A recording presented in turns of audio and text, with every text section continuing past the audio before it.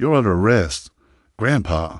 He didn't flinch, didn't resist, didn't even ask why. He stood still while they cuffed him, eyes fixed straight ahead like he'd already seen this coming. Calm, quiet, detached. There wasn't a trace of surprise on his face. It was as if he'd been waiting for this day. Asterisk inside the courtroom. It felt almost absurd to some an old man brought before a jury as if he posed a real threat. A few people chuckled. One juror rolled her eyes. The prosecutor barely hid a smirk. To them, Daniel Rigg was just another aging vet, probably loud at the gas station, bitter and angry at the world. What they didn't know, what even the judge couldn't guess, was that the man in chains had once ended a war with a single shot, and the only person who could confirm it was wearing for silver stars and headed to the courthouse. It was the kind of courthouse you find in small towns, the stories of weathered brick, wedged between a dusty library and a dentist's office stuck in 1992, a place where people still wave at strangers, and saying thank you for your service counts as support. By morning, the parking lot was full even before sunrise. Inside, a few local reporters were setting up near the back, hoping to find a quirky angle for the evening news. But there was no drama, no weapons, no violence, no chase, just a brief altercation at a gas station.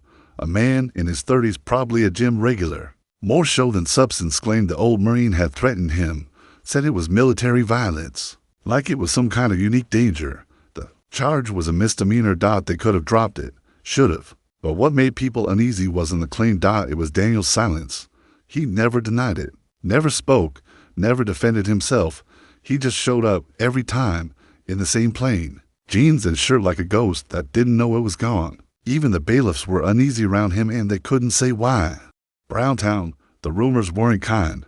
Some said he wasn't right in the head. One article called him a disgruntled ex-Marine with anger issues. No one mentioned his service. No one asked. He lived alone at the edge of the woods in a dented trailer. No mailbox, no Wi-Fi. Just a weathered flag in the window and boots by the door that looked older than most people's. Shrugs. Every morning, he walked before sunrise, back stiff, steps firm, never spoke. To the neighbors, he was strange, maybe even dangerous. To the system, he was just a name on a charge sheet. Daniel Rigg, 66, former U.S. Marine. Asterisk his court-appointed lawyer, young, clearly overwhelmed, had tried to speak with him. Got nowhere. No family listed. No witnesses. No alibi.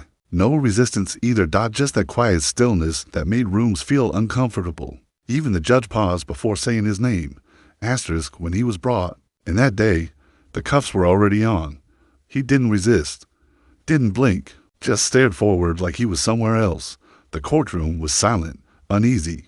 A few whispered, "Isn't he the one who shouted at a kid over a parking spot? I heard. He threatened to shoot someone, probably PTSD." The judge entered. The jury stood. The proceedings began.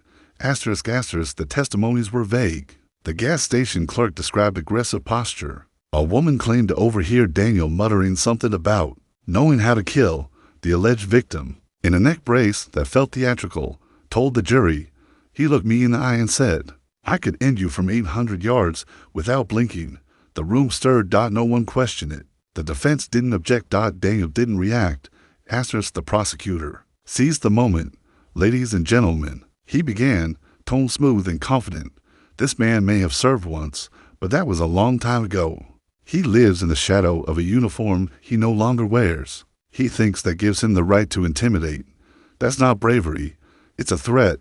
Some jurors nodded. Others looked away. The judge gave her instructions, and the jury filed into the deliberation room.